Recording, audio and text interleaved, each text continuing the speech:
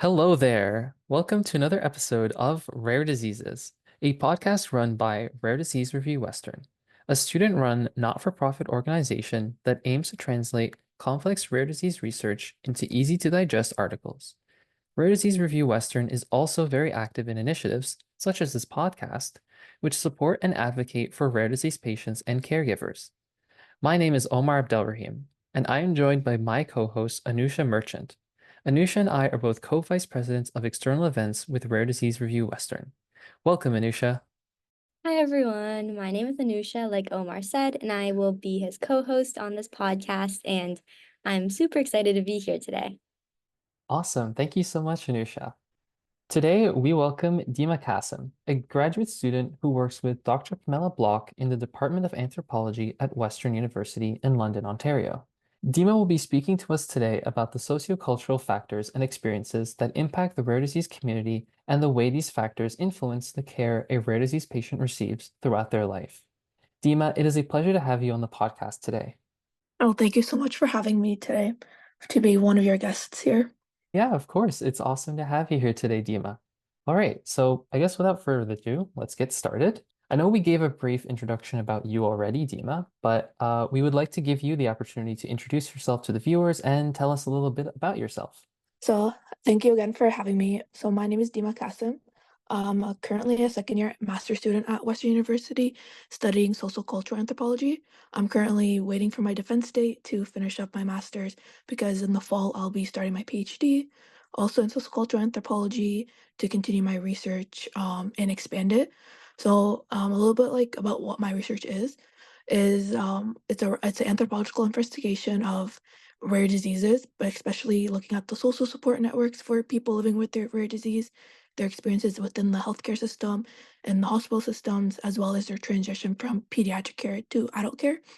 So that was like really my main objective of my research and going to my PhD this fall. I'm really hoping and I believe that I can carry on my research because as many people know, like rare diseases is not like research in general, mostly like in this type of field in med anthropology, is not really talked about or known. And so that's like really my objective is just continue on my research right now and going on from there. Thank you so much for that introduction, Dima, and congratulations on almost finishing your master's. That's really exciting. You talked a little bit about, your research topic and what you're doing for your thesis. To kind of just expand on that, I was wondering what influenced you to pursue rare disease research and what drove you specifically to focus on the sociocultural aspect of rare disease? So the what got me into rare diseases is because of my little sister. She was born with a rare type of kidney cancer called Wilms tumors. So she had a very specific, like in very, very rare cases when she had a tumor in each kidney, which then, expanded throughout her body. And so that set my my interest in rare diseases, but especially when I was in third year, I took Dr. Block's class, the Anthro 2229 disability class where one of the topics was rare diseases. And at that time, I actually did not even know that, like, I wasn't really that knowledgeable and like, oh, I could actually do research in this. Because going into undergrad, I was in health science, didn't even know what anthropology was or anything like that. So I ended up switching my second year to anthropology and then taking her class in third year and seeing that rare diseases was one of the topics that we got to learn. I started getting more interested in it because I do have the lived experience, but obviously from the sibling side. So going on through like continuing undergrad, I was like getting more into like looking at different research and what kind of research is already out there. Mostly out there was like clinical research and around rare diseases. Obviously, that's very important because through my studies in it, like rare diseases are overlooked and not really like shown.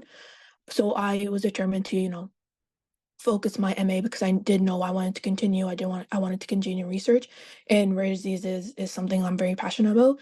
And even like during looking at it, that's why I focused actually my MA in Canada to like start my stepping stone and seeing how it is in Canada and just seeing how the systems are, mostly seeing it from like a perspective from like the patient side, being able to like do this research and talking to people, unfortunately, like, I didn't really get to talk to service workers and stuff like that, but, like, I at least got to talk to, families, that went through similar experiences as we did, made me more intrigued and continuous research in rare diseases and going on to, like, the social cultural aspect. So, like, focusing for me, like, in anthropology, there are 4 fields, like the bioanth, archaeology, sociocultural, and linguists. From all 4 fields, like, I chose, like, the sociocultural way is because of the fact that from our field and from our perspective, we focus on the disease as a cultural, social, and, like, inter-subject, like, experience and not just simply biological. So, like, coming from, like, this perspective, the sociocultural, I really got to, like, not just, like, look at the medical side of things, using the social aspects of, like, the different things, like, around us, like, the families, communities, the cultural aspect of what, like, where each family's from also plays a very specific part. So, like, those kinda aspects of, like, just understanding everything, not just one simple thing. Because rare disease is, like, it is, like, something that is so like, it's a mystery, like, rare diseases are a mystery in the sense of, like, not knowing, how much, like, what it is, where it's coming from. Some of them may be connected to others. Some of them are just, like, very brand new. So, like, looking at the social aspects of religions are involved in can, like, be very overpowering in the sense of, like, the implications of how it affects individuals, families, and stuff, such as, like, the misunderstanding of the disease and how it is, the culture perspective, such as the cultural beliefs. So, like, different cultures have, like, varying beliefs about, like, the illness and disability itself.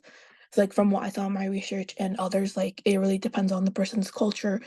Some people, decide not to do a certain medication or treatment due to those kinds. The family roles also play around the cultural norms around family responsibilities, which was a really big aspect part of my research, is looking in that, the access of care and like the support networks and all that. Like there's so much to like think about in the sociocultural field in the sense of like the different aspects involved. Yeah, that was such an interesting, deep dive into, what's got you really passionate about rare disease research and especially from the anthropological side of things. Having that lived experience, with your sister, but then also, having the opportunity to, have a mentor in, Dr. Pamela Block through her disability class, and then I guess kind of falling down the rabbit hole of wow, this is super interesting, and like there's a gap in the research from the sociocultural side of things, and we need to understand how rare diseases fits more broadly into society in order for us to respond to it. So that was, a super great answer for that, Dima. So with that in mind, having talked about, what's driving your passion for doing research in this field, we wanted to ask you, what research projects are you currently working on, and what are the biggest takeaways that you've discovered so far? And as well, in what ways do you believe your research findings can be integrated into rare disease care? So currently I'm on like two different projects. So I just finished up my master's research. I submitted that just a week ago, and so that one was like a really big thing that I did last year.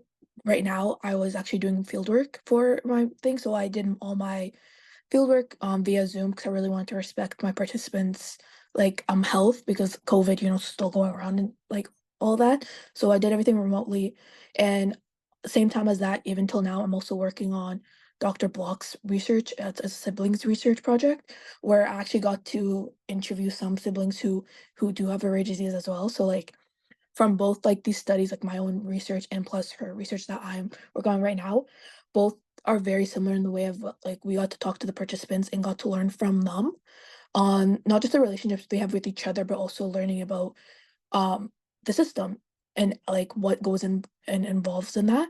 And the biggest takeaway is honestly that discovered from like at least like starting from my own research, the biggest takeaway is like the emphasis of how important caring for like how important the care and awareness around rare diseases are. Like when I was even just recruiting participants, I actually got some help from organizations, the one here, the Canadian Organization for Rare Diseases, and then the rare disease organizations in BC and Alberta, because I just knew it would be hard for me on my own to find, participants, so I reached out to them, and then like, when they started recruiting for me, like posting my flyers and stuff, and people started to email me being like, "Oh, I'm interested."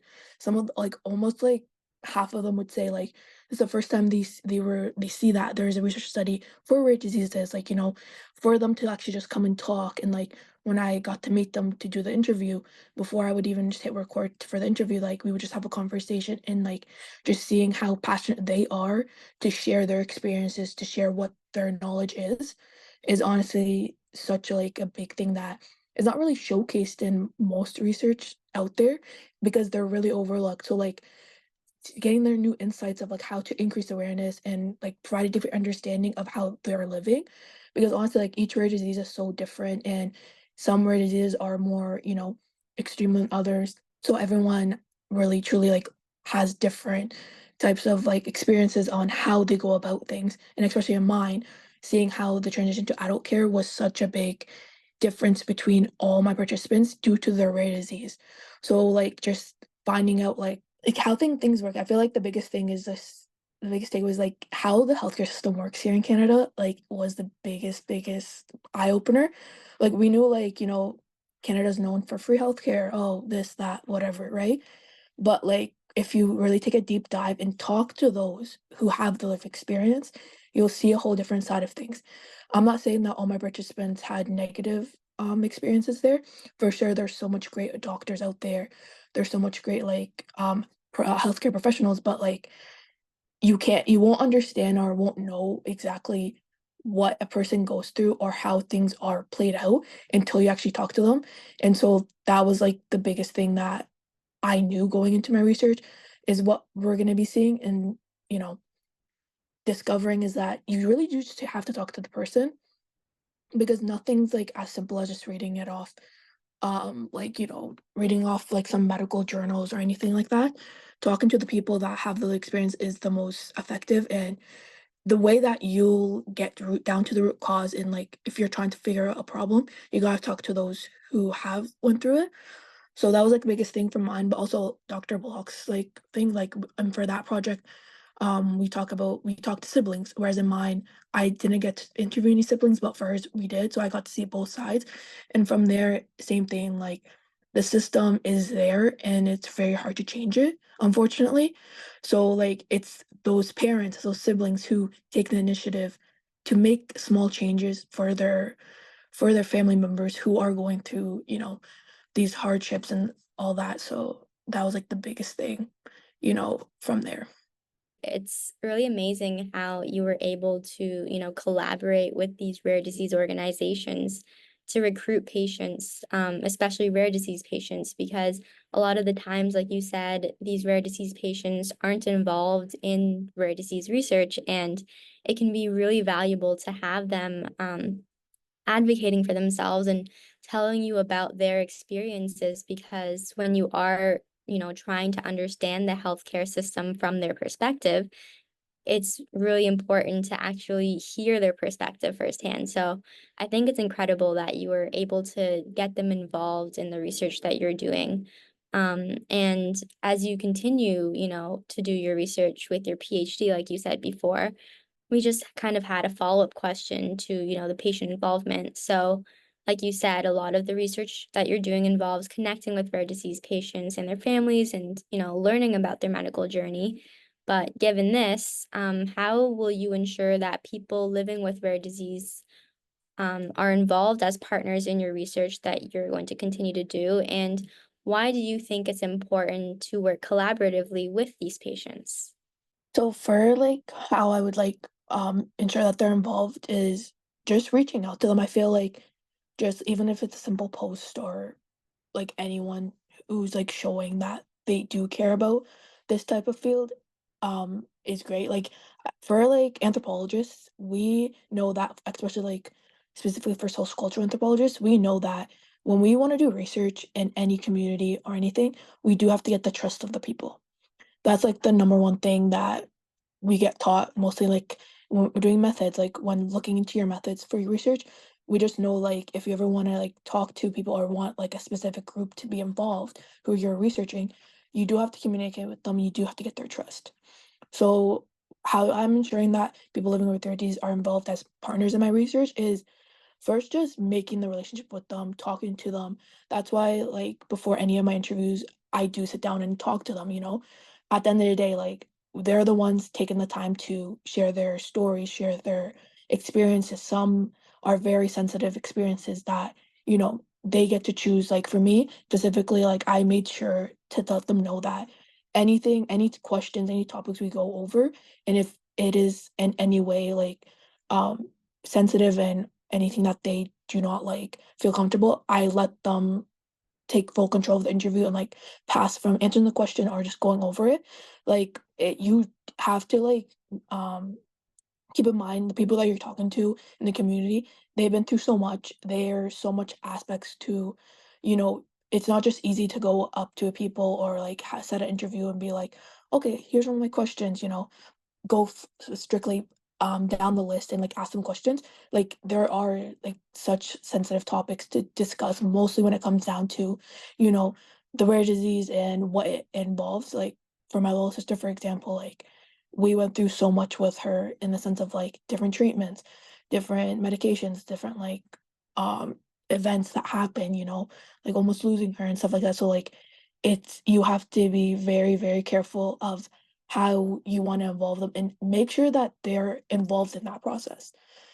And mostly if you wanna, like I'm hoping to collab with, like, actually do some collaborations with, like, my participants in my PhD and actually, like, meet with them and do participant observation. So I have to actually truly let them trust me and get to know me because that's the most important thing is, like, let them know that you're there to, like, get their help. You're not there to, like, do your work and you're gone. You just have to get that level of trust. And for me, like especially with the rare disease community, like it is pretty small. Like for my research, I did want to like go off. I looked through social media groups to like recruit there, but like some of them are private, which is honestly like shows like there's the community's already set in there. So like you can't just go into a place and oh, I'm just doing research. I need your guys' help. You have to like approach it in a way that is respectful, is meaningful, and because for me, when going to this research, I found how important it is to get the voices of the people living with the rare disease and their social support network. So I learned that they're the only people that will truly understand what their experience is. And for me to understand that and for me to talk to them, I do have to put aside my research side and go in as a person that showing them like, at the end of the day, like I come from a background of being a sibling with a rare disease. So like I understand on that level. And so many of my participants, when they found out the reason why I'm doing this research is because I have lived experience. They opened up to me more. And that was like the number one thing that I realized. Even when doing interviews for Dr. Block's project, when I introduced myself and told them like, I'm a sibling, with a like I have a sibling with a disability, you can see like they like change their way they talk and like for my participants specifically, like they're like, "Oh, wow, like, so you understand, you understand what we go through, even though it's, like, different situations, we have that understanding, that connection." So, that was, like, the biggest thing, for me is, like, when looking ahead for not just my PhD research, but for later on, like, I'm planning to do my postdoc and, getting more involved in these communities, I have to learn that I have to be respectful. Like, I have to be respectful and gain the people's trust to ensure that, we're both on the same level. And also when it comes down to what to use in my research. So like we can do an interview and they could have told me so much things, but I have to, like as an anthropologist, we have to be mindful of what we use and what we don't use. Because like I said, these people trust me and sat with me for hours to talk. I have to be mindful of what to use and what to not to use because at the end of the day, like when I'm writing my articles or anything, I get to choose what to say. And when I'm choosing, I have to be mindful and respectful and being like, okay, you know, yes, they shared with me the story, but should I be posting it? Should I be using it? So there's those small little things that you have to keep in mind when um, collaborating and with research, mostly in research in general. Like, pretty sure it should be like common throughout all fields. Is that like just being mindful of what you use because there's so much like researchers in the past that have went into communities, lived with them and all that, like lived with them, make connections, and then came back home, wrote about it, and did not, and you wrote about very like in a very disrespectful way, which is not what I plan to do in that sense. So I saw from previous people's experiences, like very famous authors that we actually touched through during classwork, and just seeing how, these famous authors would just go to the communities, get their trust and stuff, and then come back and write about them, and not in a good way, just shows how I want to take this from route. I'm not going to this research trying to expose or anything. I'm going to this research because I want to make a difference in the healthcare system when it comes to the health challenges and issues of people living with a rare disease and their support networks and all that. Honestly, I might be going on a bit of a tangent when I share this, but it's incredible that you are taking this research in such a serious way and that you're treating your rare disease patients and their caregivers with such respect because you're really humanizing them, right? They're not just data points for you. It's they're the people behind the research, right? And so that's incredible. And I think just listening to the way that you want to approach it really reminds me of the way that indigenous peoples conduct research, and I guess in our contemporary world, again, think themes like, gaining trust of, the community, being respectful and mindful of the information that's shared, and writing about these communities and these people and a respectful way in order to, preserve their dignity, right? And also, discussing, your own positionality, right? That you come from, lived experience and being able to connect with these individuals. I think that really goes a long way to show that you are not only a part of the community, but as you said, you're here to help and they're also here to help you, right? It's a mutual, I guess, back and forth relationship. I think, yeah, bi-directional. So that's incredible, Dima. So I guess moving on to the next question. I guess this is kind of shifting gears a little bit. So how is the health of a rare disease patient affected by their support network, community connections, and experience in the healthcare system? So that's a great question because this is actually half of what my thesis and like my study looked at, is like how the support networks um play a part in the health and like the lives of rare disease patients. So especially like, so from what I've seen, and like even before doing my research and just readings and doing like from the past literature, it can be like a negative or a positive effect and like impact with like, on the lives. And it can really truly like influence the like how, the rare disease patients are, looked at, or, just how their health journey is planned. So like overall, like if it comes down to like a rare disease patient who has such a strong support network, their network is there emotionally, supportively, just there all the time. And in most cases, support networks are family members. Like they're almost of all cases, the support networks are family members where the parents take the primary role, and they have siblings, extended family, and so on and so on. Other cases that are the support network would be the family members, but also paid service workers, and then so on. Whereas there's like the negative side of social support, and that side is when there's like a weekend social support where, there are family involved, but like they're not truly up to date with like, taking their kids to, appointments. Not like some parents are not involved physically, not knowing how to give treatments and stuff. So like when it comes down to social support, you need that strong support behind you, because if like when it comes down to like mostly rare disease, like like social support in general is needed for everyone in this world. Like you just need that big support system behind you. But when it comes to rare diseases, the individual, mostly when rare diseases do develop, especially most times when the patient is like either a baby or when they're toddler years, like that social support needs to be strong in the sense of like being there for the child regardless of where it takes you, because when it comes down to rare diseases, some towns don't even have the proper treatments or care or anything like that. So that means the family has to pick up and move. Unfortunately, there are, like, in past literature where children have, like, weakened social support systems, meaning that, like, they don't receive the proper amount of support and care as they should. So when it comes down to how it affects like, the patient itself, it affects them traumatically, in the sense of, like, them not getting the right quality of care, not the right child quality of support, not getting the great quality of, access to even healthcare, like I just said, like, some families have to pick up and move.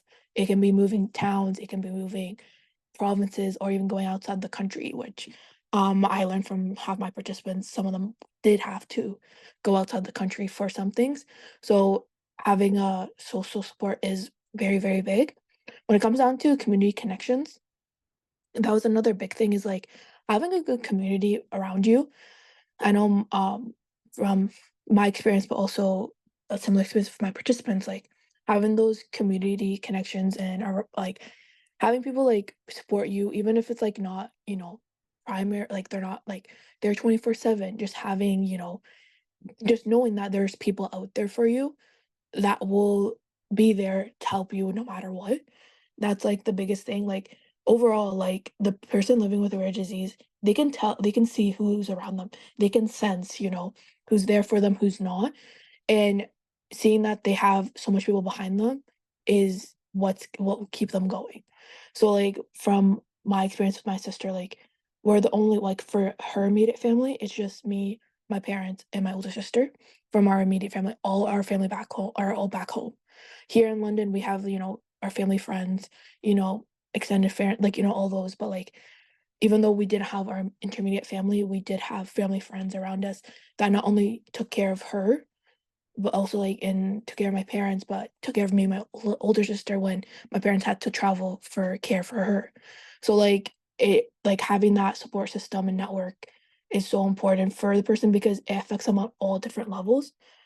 And it's just very important. Like social support, like the networks, having a support network is very, very important, in the sense of like it affects everything when it comes down to navigating care, accessing care. Some of my parents even mentioned how their family helped them, even just researching about the rare disease, like it plays such a big effect, and it plays an effect of their experience in the healthcare system, because they might know, some people might know more than the family does.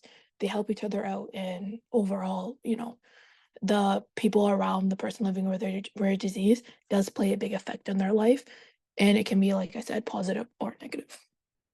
Yeah, I think you did a really good job kind of outlining why social support is so important. Obviously it's important for everyone whenever they're going through anything, but particularly for rare disease patients, like the example you mentioned where, you know, support for their condition might not be readily available. And that would mean that their support network has to be so strong in order for them, like their family to move, for example, provinces, countries, whatever it takes, so that they can get the care that they need. So it definitely is, it does look a little bit different for rare disease patients. And I appreciate you kind of, giving an example to showcase that. Um, and I guess continuing to look at, the factors that influence the lives of rare disease patients, I was wondering, why do you believe that having an understanding of the sociocultural factors impacting rare disease is so important? And how does the sociocultural aspect play into things like healthcare policy or quality of care? So having an understanding from like for social cultural factors is important for the impact of rare diseases, is because in general, so social cultural factors include like the cultural beliefs and social norms that can affect like health practices, the illness itself and the interactions with healthcare systems. And in general, like understanding these like types of factors can provide like more like in-depth view of how people can experience and respond to like different situations, especially when it comes down to rare diseases, in the sense of like how social cultural does like, refer to like the connection between social and cultural factors, in the sense of how like the norms and values of our society and the practice that we take place, which in every family and every household is different, and how that can influence and shape like the individual's path in the sense of like in their experiences in general for that. And then looking at like this so how the sociocultural aspect plays into like healthcare and policies and the quality of care, those people what I came to a conclusion about is that those people who are making these policies and creating all these things in the healthcare system, those people don't have those lived experiences. Most of the time, these people are, these policymakers don't have the knowledge of the healthcare system first, or the knowledge of rare diseases, and don't know how it impacts people's everyday lives. Like it just truly is such a strange thing to even see and understand. I know when speaking with about this last year in one of my classes, I know lots of my other friend doing similar research to me, but in the nursing field. We talked about how these policymakers need to like any other person when it comes to rare diseases, they need to be educated before making these final results. And so when it comes down to the social cultural factors and looking at how it plays effect into things like policy and healthcare, they need that knowledge. Like overall, honestly, from everything that I've been reading and studying, knowledge is what's missing. It's the number one thing that people are just going around this world making these decisions, but they're not understanding the factors of these families who come from different social classes, who come from different communities, who have different beliefs and traditions and practices that they have to go through. But when it comes down to the healthcare system, it is a system that is hard to change, and it has these policies in place that are unfortunately very, very hard to even have these changes to even go about. So um so having this understanding from the sociocultural background, I can see that it does play effect in how the healthcare policies and quality of care, especially the quality of care, because unfortunately these higher up people who have the privilege of making these final decisions don't see the impact it's having on those with going through these challenges in life. Yeah, that's a really interesting point to bring up that policymakers may not have all the knowledge necessary to make decisions for rare disease patients, or even for, I guess, the betterment or the direction of the healthcare system as a whole.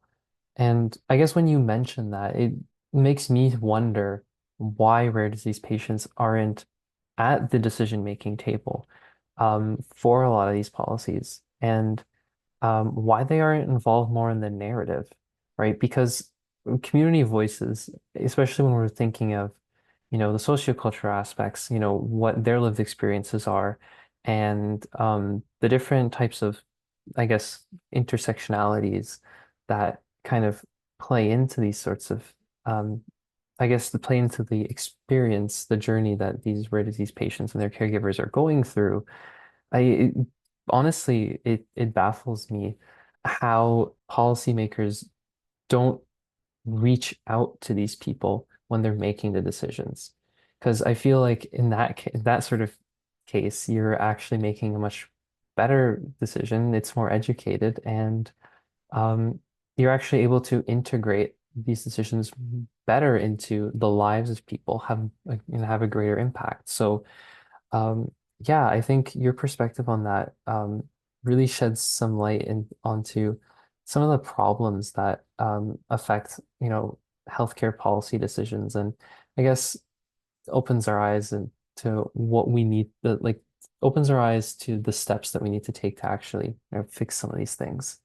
I guess with that in mind, just thinking about, the different intersections that, play a part in a rare disease patient's life. How does a rare disease patient's various intersectionalities play into their experience with their condition?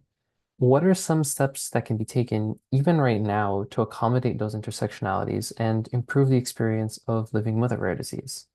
The two main intersectionalities that I come right to my mind that play in their experiences to their disease is for sure like gender and like age, but also race. So for like gender and age, like both of I would say I would combine them as like one of like the factors is because from like what I saw in like readings, but also from like my own like experience with like all my participants, is that when it comes to you being a woman, having just being a woman, having a rare disease, and knowing more versus a male doctor is such a big battle. That was like the biggest thing, even when it came down to the mothers who I interviewed, them like them versus the doctors. It was basically like a battle of, the patients plus their social support versus doctors. In general, like when it comes down to rare diseases, the parents, the patient itself themselves have the most knowledge about their case.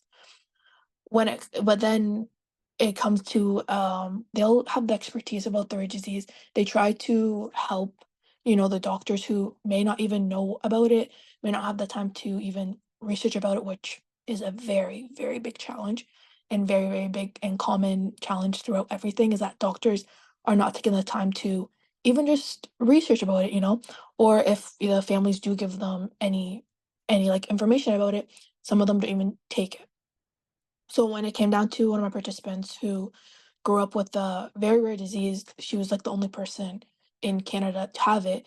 Her growing up, she got to obviously learn more about her condition and so on.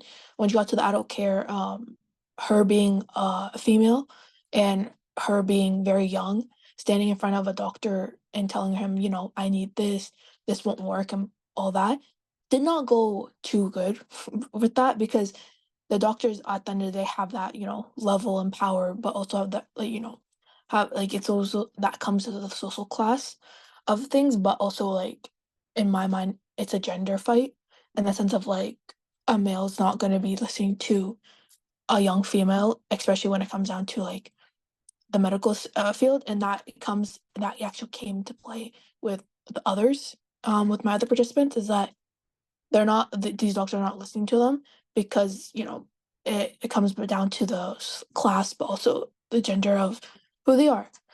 The other one is race. So going into my research, I knew that race would be something I'm going to look out for. Unfortunately, race is actually often like very, very ignored in many health fields, and because like they don't see it as like a relevance to like treatments or anything like any major aspect of things. So like going into it, I knew I wanted to see if it would come out in my research. It didn't really. So like, but I just knew that even though it didn't come in my research, I knew it was one type of intersectionality that plays in the experience of their condition because one of like Shirley Mattingly is a very famous author who wrote about moral laboratories. And in her work, she focuses on African American families who she researches on. And throughout that, like she focused her research on African Americans and saw how she focused it right on there. For mine, I actually took her lead and like in her research also like for mine, she focuses on their narratives, like families' narratives. For my research, I didn't focus on um a specific group. I let it out to anyone who would participate. And I got a diverse range of participants, but but from all of them, race was not something that came out in my data, which was really like surprising, but also makes sense that it is often ignored. So like it's not really like seen. Even when I tried to like even research about it and like look at different other literatures, it's not really looked at. And it made sense that it's been ignored. But like I would say those two are the biggest ones. But also overall, like the healthcare system in general is very privileged and it has a certain type of class, a certain type of like way it's run. But the other main thing that I saw is like how language of the healthcare system is used. Like language can like play such a big part, and I'm using language in the sense of like how you speak, how like language of doctors, the language of like the professional health like health system is used. It can be used in like so much different ways in the sense of like for example, one of my participants, she has such a big like connection to the healthcare field because both her parents work in the hospital. She grew up knowing how to speak the language of doctors. So like she knew how to use that language to, maneuver between doctors, know how to use it as her advantage to help her daughter. Whereas there's the negative side of things where these new parents are trying to like learn how the system works. And when they try to, use this type of language, doctors, they get asked by the doctors, do you even have a degree? Why are you using this type of language? So there's always that negative side of things is like when they try to like help, it goes from there. And then to go on to your second question about like the steps that can be taken to even accommodate these intersectionalities, improve like the experiences. I truly wish like there would be a change of like the system and how it works, even though like the system is so hard to change. And honestly, it's not just me saying this, but like so much other people that who have like lived experience, like it's hard to even like trying to change that system. But thinking of it outside the system and outside the healthcare system works, I would say advocacy work plays such a big part in accommodating these intersectionalities and improving the experiences of these individuals living with the rare disease. From like everyone who I talk to, their advocacy work, even big or small, plays such a big effect because at the end of the day, like we need to have rare disease more like rare disease in general to be known and more awareness in the society. Like it's so overlooked. Like people would say, "Oh yeah, rare disease. Oh yeah," like they wouldn't even know anything about it. They just know that's rare. So it's like very unfortunate to like see like most of it is getting overlooked. So I would say for sure the biggest aspect and the step that can be taken is to get more awareness out there.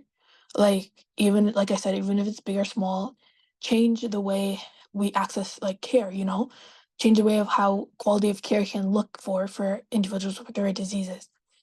For even if it comes down to discrimination, like we know in the healthcare field, there's lots of discrimination. Race and ethnicity do play a big part. I obviously didn't see it in my research, but I know of it. I know like there are so much research out there that does focus it not specifically on rare diseases, but there it is out there. And even the support systems. Like we have to like make that small change. Like obviously it's like gonna be small, like it's gonna be a small step, but like it can increase because like there's so much factors that can play. Like advocacy work can like lead to big things that can come about, such as like allowing, financial support, more like treatments to be like known, like letting these rare diseases be known because like some of these rare diseases can be like connected to other diseases that aren't rare, but maybe their treatments can help them. Like these things can't be possible if the public is not known or even like educated on what it is. And that's why research, I feel also alongside with advocacy work, research in this field is very important to collect and analyze these data to understand like the what's impacting rare disease care and not just the for research, not only like the medical side of things, but also talking to these people like I mentioned previously. Like we have to like talk to these individuals who are going through it because a change will not happen until you actually talk to those who are living it. Yeah, thank you so much for that perspective. I think it's interesting how you said, gender can affect the type of care that you're getting, with that example that you gave of the female patient trying to advocate for herself and her rare disease.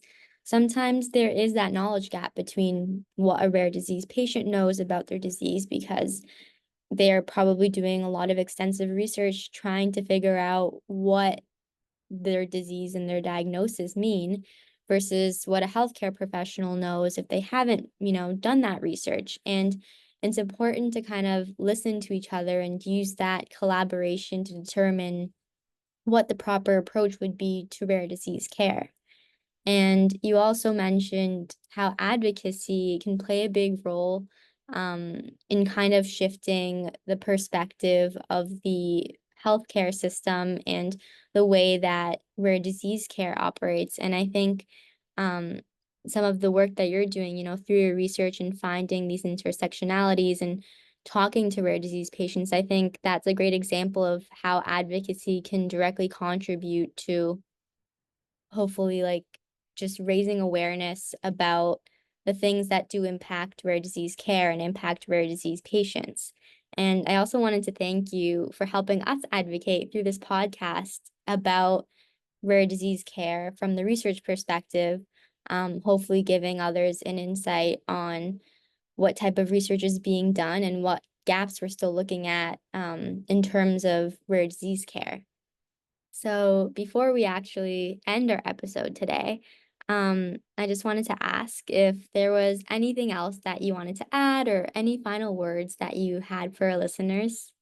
I would just like to say thank you guys again for having me on this podcast. It was really great to talk about like rare diseases in general. This is actually like my official time, like my second official time getting to talk about not just my research but rare diseases and the topic around this. So it was really great, and it's amazing that you guys have this podcast because this is like such a like amazing resource that will like increase the awareness of around rare diseases. So I'm very like thankful that you guys have this going on, and just for everyone who's listening, get educated, like read. It doesn't even have to be like literature or anything. Just understand what rare disease is, even if it's like one specific one or just in general. Learning about it will make a difference in learning about why, families and individuals who are living with these rare diseases go through, and also why they're fighting for changes, what are the challenges they go through, because it is very important and very critical in some cases. But overall, but yeah, thank you guys so much for having me, and I'm grateful for this opportunity. Yeah, those were definitely some wonderful words. And for our listeners, there you have it. That was our final question, and what a fantastic and engaging discussion we had with you today, Dima. Just wanted to say thank you again so much for giving us your time and for all of your incredible insight. We're very glad to have you on the podcast today.